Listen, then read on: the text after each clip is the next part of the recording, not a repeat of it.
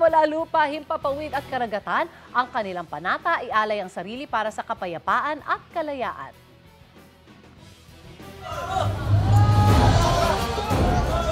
Unsa man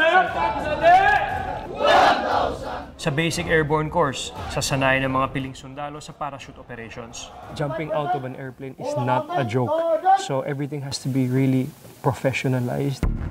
Ang sunod na susubukin, ang kanilang tapang sa pagtalon dito sa towering. Tinatawag itong towering inferno dahil hindi ka raw makakalagpas sa mala-impyernong towering na ito. Aboard! Stand in the door! Opo, Gunichani Sergeant!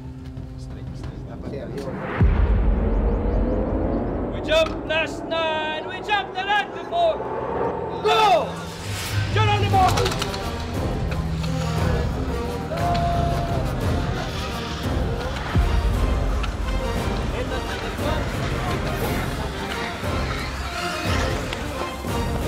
Huha! Airborne! Ayos? Tagumpay na sana ang pagtalon ko sa Towering Inferno. Pero ang mga kasamahan kong sundalo, may napansin pag-landing ko. Senyales na may hindi ako nagawang tama. But that's part of the game. Tumama? Hindi, the tali.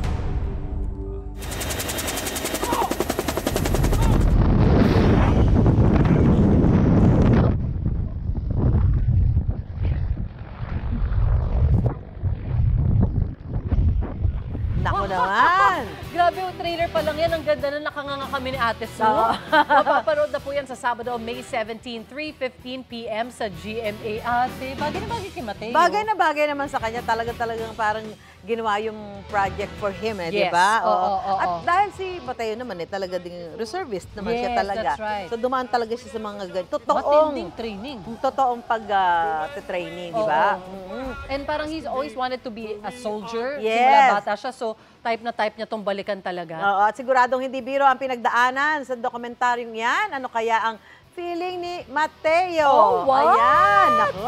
Tayo makibalita tayo kay Mateo. Mateo! We jumped last night! We jumped the night before!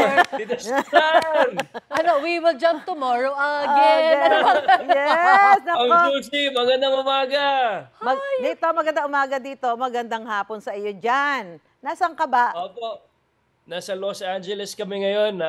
May show kami dito sa Los Angeles bukas, tsaka sa Baltimore.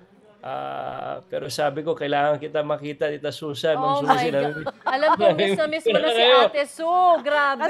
Siya si Susi. Eto, kasama din natin, Mateo. Hi, Matt. Pero eto, Mateo, ang dami na nag-aabang. Tayo, Susi, di ba, Yes. nag-aabang sa special documentary mo na Philippine Defenders. Share nga ako ng share dyan eh. Ay, correct. Pwede ba kaming kwentuhan tungkol dyan, Mateo? Opo, Ma'am Suzy, magandang umaga sa lahat Hi, ng ating mga Ma'am. viewers. Magandang hirit, magandang umaga. Yes po, Philippine Defenders, actually, matagal na konsepto na po ito sa GMA Public Affairs no, since last year. I think, basically, iba't ibang mga chapters to tungkol sa Special Forces Airborne, tungkol sa West Philippine Sea, tungkol sa PSC, at may iba't ibang mga exciting mga kwento dito, even ating endangered species na mga pangolin na Wow. mahanap po na sa Palawan. So we talk about these different these aspects, and then yung mga men and women in uniform that are Filipino defenders. Punta din kami sa West Philippine Sea. Right. Nakikita ko doon. Yun. Ang dami Yun. niyong pag-uusapan, parang hindi isang Bakit? episode lang Oo to nga, eh, no? di ba? Dapat limited series eh. Limited series dapat yan, Mateo, di ba? Sana nga sana may part 2, part 3. Oo. At saka nakausap mo din dito yung ilang mga sundalo, di ba, Mateo? Ano yung mga kwento ng mga sundalo natin na tumatak sa'yo at dapat abangan sa bukas, Sabado, dito sa atin? Oo, dito sa Airborne Course, nakausap namin yung iba't ibang mga sundalo kung bakit nila ginagawa to at yung mga pinaghirapan nila ba. But more importantly, we also went to the West Philippine Sea at pinag-usapan, nakausap talaga namin yung mga sundalo doon. hindi lang mga sundalo, pati rin yung mga locals doon. Kung ano yung mga sitwasyon doon, kumusta sila. Palapit na palapit yung mga malalaking Coast Guard ships ng China. Katakot, yeah. Yung mga reactions nila. Actually, dating panahon, nakausap namin yung mayor doon for more than 9 years yata. At sabi niya sa dating panahon, yung mga Chinese, Vietnamese fishermen, magkasama-sama sila dyan sa isla. But just years ago, when they started becoming aggressive na talagang militia ang lumapit at yung mga Coast Guard, yun, nag-iiba ng mga dynamics nila doon. At kawawa yung mga sundalo natin doon dahil yung mga facilities nila doon, it's kulang na kulang, kumbaga. Kailangan talaga bigyan ng atensyon at pansin at exposure para makita talaga ng ating mga kababayan. Ano talaga yung nangyayari doon ba? So, mahirap, very challenging, very limited ang resources nila. Tapos syempre marami pa rin pumupuna, Yes. diba, doon sa kanilang pagbabantay sa ating kasarinlang kalayaan natin, diba? Padating na ang mga kalaban. Pero actually, Mateo, ikaw ang first celebrity at civilian na sumabak sa Scout Ranger training ng Philippine Army. Ano yung pinakamahirap na naranasan mo sa training? Ayun, 2019 pa yun, Ma'am Suzy, no? Yung Scout Ranger training ko. Yan, mahirap talaga yung Ranger training. Ano ba mga mahirap? May mga hindi pwedeng sabihin eh. Pero, Tama na, mag-gets namin. enjoy dahil tinatawag maraming lubluban yan. So, maraming physical activities. Yes. Hindi lang physical but mental activities. Kaya bilib ako sa lahat ng mga sundalo dahil talagang ginagawa nila para sa serbisyo ng bayan natin. At to wrap up also our documentary, Ma'am Suzy at Tita Susan. Ang alam po natin lahat yung PH Defenders at mga men and women in uniform. Pero sa totoo lang, ang PH Defenders ay tayo lahat. That's right. Filipino citizens.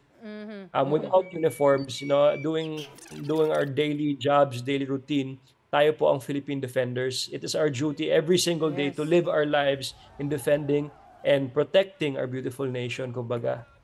So yun po. Very well said, Mateo. Naku, talaga, imbitahan mo na yung mga yes. kapuso natin. Basta kami ni Susie, kasama mo na kami Panunood dyan. na kami, oo nga. Susan, punta muna tayo sa Balay Balustre muna. Ha? Na-miss namin yung pag-plug mo na yan. Salamat na tayo. Bukas, anong oras ito? Last 3. Alas 3 po, bukas po dyan, yes, Philippine time, 3 p.m. sa GMA of course.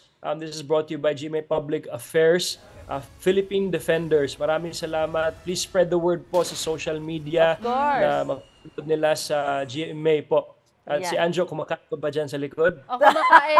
Uy, naka-jeta na si Anjo ngayon. Marami na nagbago. Marami na nagbago sa kanya. We miss you.